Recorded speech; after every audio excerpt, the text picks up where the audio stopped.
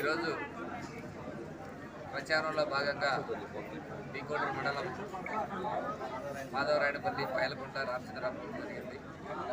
ప్రజలు చూస్తే ఎక్కడ చూసినా బ్రహ్మరథం పడుతున్నారు. మాకు జగనన్నే మళ్ళీ ముఖ్యమంత్రి కావాలంటున్నారు.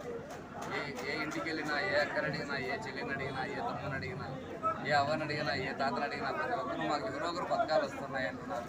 ఎవరు పెట్టినా ₹1,00,000 నుంచి 5,00,000 వరకు మాకు బెనిఫిట్ పొందటమంటున్నాడు.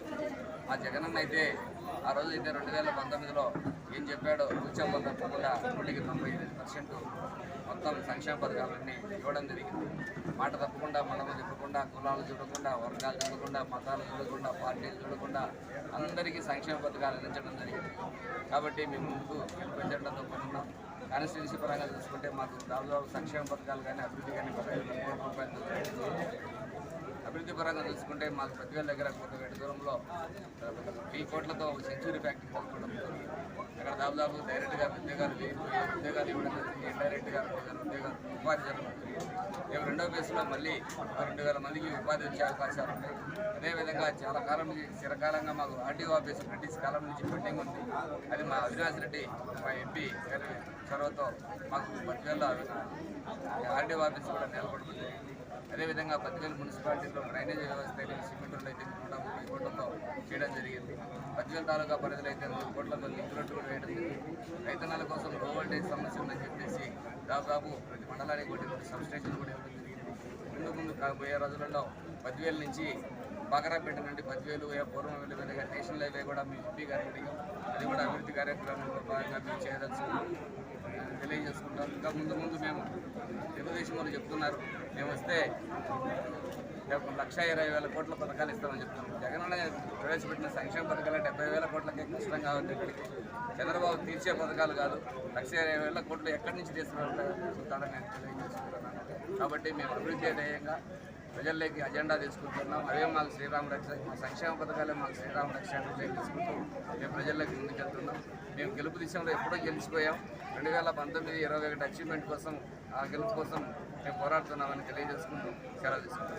అన్న, టీడీపీ సూపర్ 6 పథకాలు ఎంతవరకు వైసీపీ మీద ప్రభావం చూపుతాయన్నా? 2014లో ఇదే జనసేన, ఇదే బీజేపీ, ఇదే టీడీపీ పార్టీ ఆ రోజు ప్రతి ఒక్కరికి రైతుకు రుణమాఫీ చేస్తామన్నారు.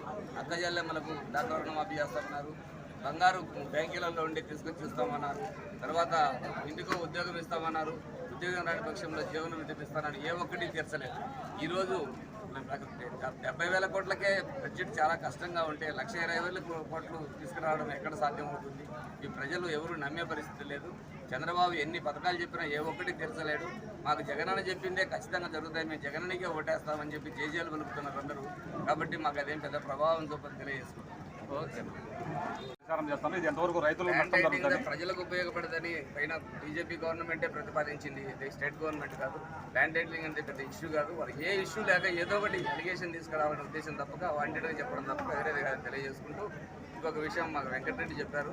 ఎల్ఎస్పీ డ్యామ్ది కెనాలు 10,000 చెరువులకి అది ఆల్రెడీ 70 కోట్ల టెండర్లు జరగడం జరిగింది.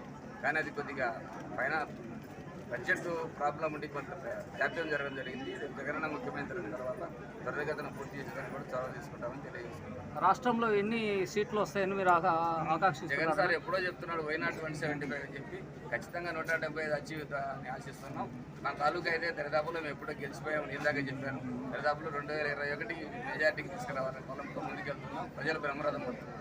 10,000లో ఎమ్మెల్యే అభ్యర్థి 8,000 మెజార్టీ అని ఆకాంక్షిస్తున్నారు మీరు?